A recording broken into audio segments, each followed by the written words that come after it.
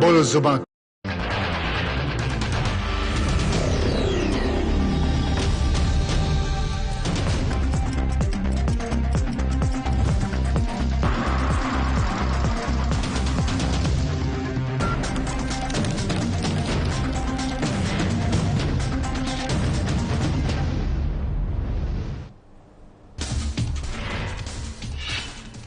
Police constable paper leak मामले पर बोले सीएम जयराम ठाकुर, मामले में निष्पक्षता से होगी जांच, विपक्ष कर रहा डीजीपी को हटाने की मांग। कांग्रेस के राष्ट्रीय प्रवक्ता का विपक्ष पर निशाना, विकास व जनहित नीतियों की बात नहीं करती बीजेपी, केंद्र सरकार पर लगाया आरोप। प्रदेश की आदर्श विधानसभा बनेगी झंडूता विधानसभा, पानी सड़क की समस्या से मिलेगी निजात, विधायक जीत राम कटवाल ने दी जानकारी। लाहौल स्पीति में हुई बर्फबारी, स्थिति से निपटने के लिए प्रशासन को दिए निर्देश, सावधानी के तौर पर बस सेवाएं बंद। एक सप्ताह में हो जमीन की निशानदेही, डीसी कार्यालय के बाहर भूख हड़ताल की चेतावनी, डीसी कार्यालय फरियाद लेकर पहुंचा बुजुर्ग। नमस्कार, हिमाचल प्रदेश के इस खास बुलेटिन में आप सभी का स्वागत है। मैं हूं आपके साथ अमल। बुलेटिन की शुरुआत करेंगे। मुख्यमंत्री जयराम ठाकुर ने कहा है कि police paper constable paper leak की जांच निष्पक्षता से होगी, न कि इस आधार पर होगी कि विपक्ष क्या चाहता है। दरअसल इस मामले में विपक्ष डीजीपी को हटाने और सीबीआई के लिए सबूतों को, साक्ष्यों को मिटाए जाने के लगातार आरोप लगा रहा है। मुख्यमंत्री जयराम ठाकुर ने उनकी मांगों को एक तरह से ठुकरा दिया है। इधर संघ के साथ हुई बैठक को लेकर पूछे गए सवाल को लेकर मुख्यमंत्री ने इसे टाल दिया। उन्होंने बस इतना कहा है कि सरकार और संगठन में बेहतर परिणाम देने के लिए ही इन बैठकों का आयोजन किया जा रहा है, जिसकी बातें जाहिर नहीं की जा सकती हैं संगठन के साथ बैठना होता है, चर्चा होती है, सभी मुद्दों पर चर्चा होती है और स्वाभाविक रूप से ये नियमित एक बैठने का क्रम है। कोई इस तरह की विशेष बैठक नहीं है जिसमें कोई अलग तरह का चिंतन हो। आगे कैसे अब बढ़ सकते हैं, मिलकर के कैसे काम कर सकते हैं बेहतर, और सारी चीजों को लेकर के बातचीत होती है। जहां भी होंगे, जिस रूप में भी होंगे, उनके खिलाफ कार्रवाई होगी। सलाखों के पीछे होंगे सब। देखिए, ऐसा है कि कांग्रेस के कहने पर तो नहीं होंगी सारी चीजें। इतने बेहतर ढंग से सारी चीजों को हमने करने की कोशिश की है। जहां एसआईटी कॉन्स्टिट्यूट की, एफआईआर दर्ज की, उसके बाद इन्वेस्टिगेशन की प्रोसेस आगे बढ़ने के से पहले ही हमने रिटन टेस्ट जो दिया था जो पुलिस के कांस्टेबल का, उसको रद्द कर दिया गया।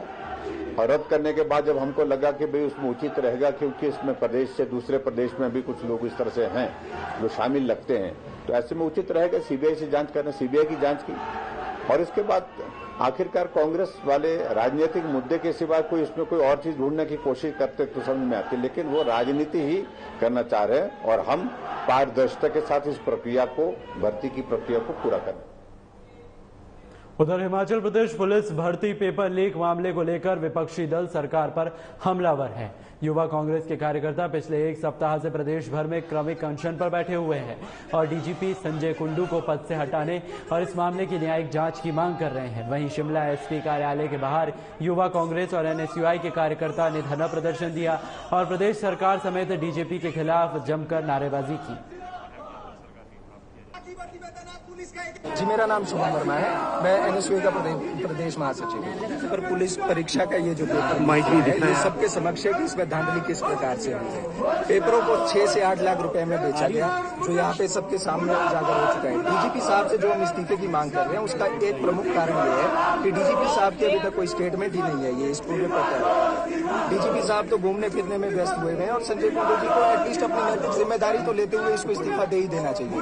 पुलिस प्रशासन जो एक हिसाब से आप देखा जाए एक खाकी वर्दी होती है जिसका पूरा देश सम्मान करता है। लोग जो हमारा युवा वर्ग है वो खाकी को, तिरंगे को अपनी शान मानकर पुलिस में भर्ती होने की प्रक्रिया में आगे आना चाहता है। परंतु जिस तरीके का ये रवैया है, अगर 6 से 8 लाख रुपए में आप पेपर को बेच रहे हो तो आप करप्शन को तो शुरुआत में बढ़ावा दे रहे हो।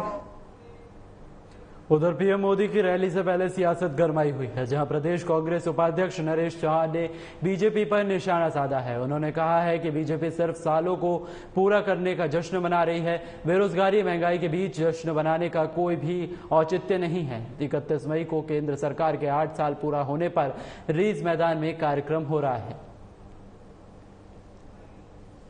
देखिए, सबसे पहली बात यह है कि आप जश्न किस चीज़ का जश्न मना रहे हैं। आप केवल अपने साल पूरे करने का जश्न मना रहे हैं तो आप मनाइए। जश्न का माहौल तब होता है जब आपकी प्रजा, आपकी जनता खुश हो और उसको वो सेलिब्रेट करना चाहती हो कि बहुत अच्छा समय रहा हमारा 8 साल का और हमारा मन कर रहा है कि हम इसको सेलिब्रेट करें, याददाश्त बनाएं इस 8 साल को। मैं समझता हूँ देश की और प्रदेश की जनता जिस हालात से गुजर रही है, अपना घर चलाना, बच्चे पढ़ाना, हर काम मुश्किल हो रहा है और आपको सूझ रहा है ऐसे समय में कि आप इसको सेलिब्रेशन करना चाहते हैं। तो मैं सेलिब्रेशन का मीनिंग समझाना चाहता हूँ इस सरकार को। सेलिब्रेशन का असली मीनिंग क्या होता है? जब उस राज्य की प्रजा, उस देश की प्रजा खुश होती है अपने राजा से, अपने आका से, तब उनके मन में खुशी होती है। जब वहाँ समृद्धि होती है तो जनता चाहती है कि हम इसको सेलिब्रेट करें।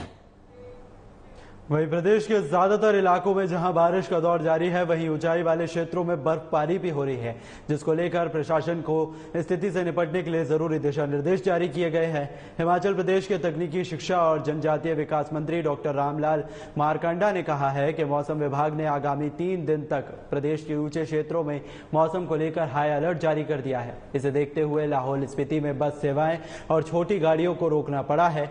लाहौल में 2 से 3 इंच बर्फबारी हुई है। ऐसे में सावधानी के तौर पर बस सेवाएं बंद की गई हैं।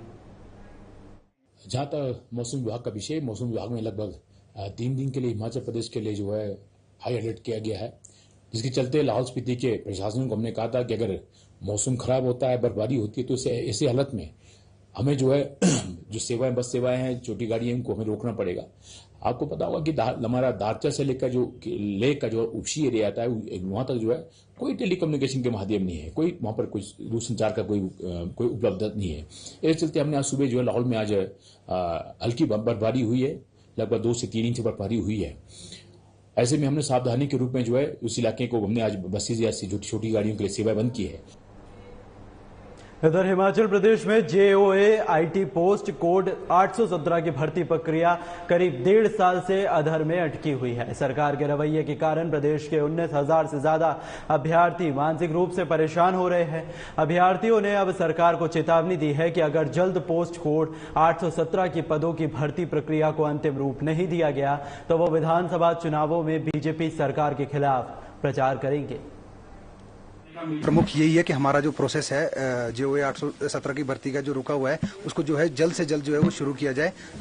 मांगे जो है यही है, हमारी मुख्य मांग यही है हमारी कि इस प्रोसेस को जो है वो जल्द से जल्द शुरू किया जाए और जो 19,024 अभ्यर्थी हैं इस भर्ती से जुड़े हुए, उनको जो है वो राहत प्रदान की जा सके। क्या चाहते हैं? ये भर्ती जो है वो शुरू जो है वो सितंबर 2020 में जो है उसकी नोटिफिकेशन निकली थी और आपका 21 मार्च 2021 को जो है इसका पेपर हुआ।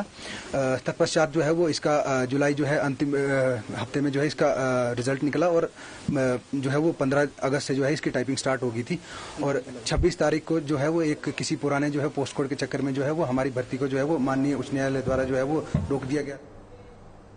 उधर सर्वोच्च न्यायालय द्वारा जारी दिशा निर्देशों की अनुपालना में पुलिस टीम ने नवदीप सिंह उप पुलिस अधीक्षक के नेतृत्व में सन सिटी रोड पर बद्दी क्षेत्र के 23 स्कूलों की 18 बसों का निरीक्षण किया। उनकी खामियां चेक की गई। स्कूल बसों के चालकों और मैनेजमेंट को परिवहन के दौरान बच्चों की सुरक्षा के लिए सर्वोच्च न्यायालय द्वारा जारी दिशा निर्देशों के बारे में अवगत कराया गया। पुलिस अधीक्षक मोहित चावला ने भी इस कार्रवाई का औचक निरीक्षण किया। दी पुलिस का नारा है सिटीजन फर्स्ट। हम कमिटेड हैं अपने सिटीजन्स की सेफ्टी और सिक्योरिटी के लिए। हम जानते हैं कि कोविड के उपरांत अब स्कूल्स खुल गए हैं।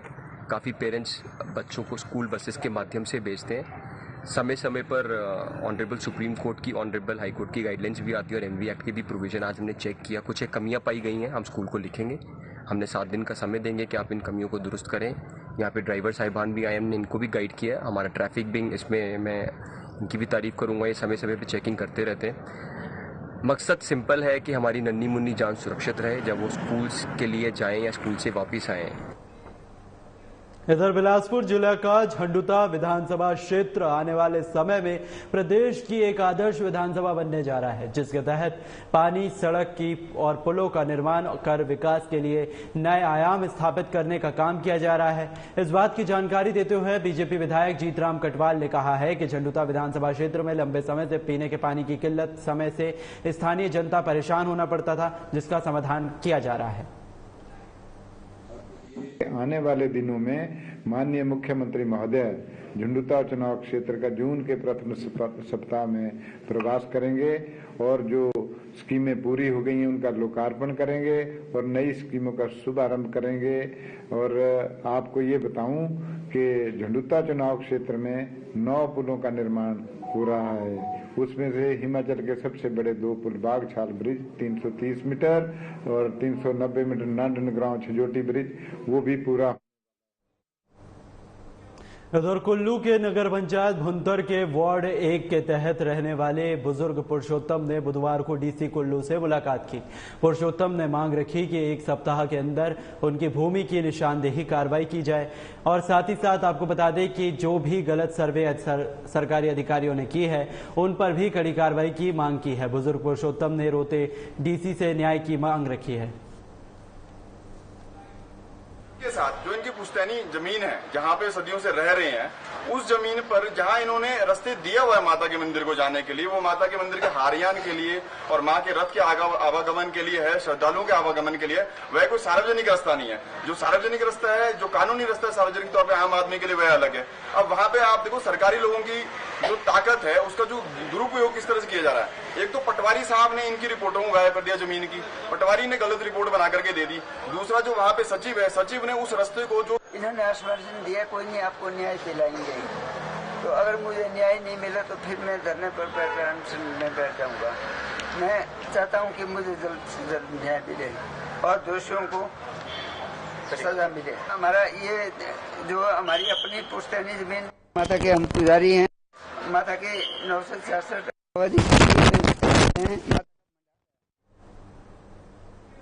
उधर आरपीजीएस कांग्रेस के राष्ट्रीय प्रवक्ता और हिमाचल प्रदेश के प्रभारी जगजीत शर्मा ने धर्मशाला में पत्रकारों को संबोधित किया। केंद्र सरकार पर हमला बोलते हुए कहा है कि आज देश और प्रदेश के जो भी हालत है, कभी भी शिक्षा, रोजगार, विकास और जनहित नीतियों की बात नहीं होती है, उसके लिए केंद्र और राज्य सरकार जिम्मेदार हैं। मुद्दा है वो देश में बढ़ती हुई महंगाई का है, देश में घटते हुए भाईचारे का है, देश में बढ़ते हुए धर्म विवाद का है। क्योंकि हमारे देश में आज जो हालात है वो ना तो शिक्षा की बात होती है, ना रोजगार की बात होती है, ना महंगाई की बात होती है।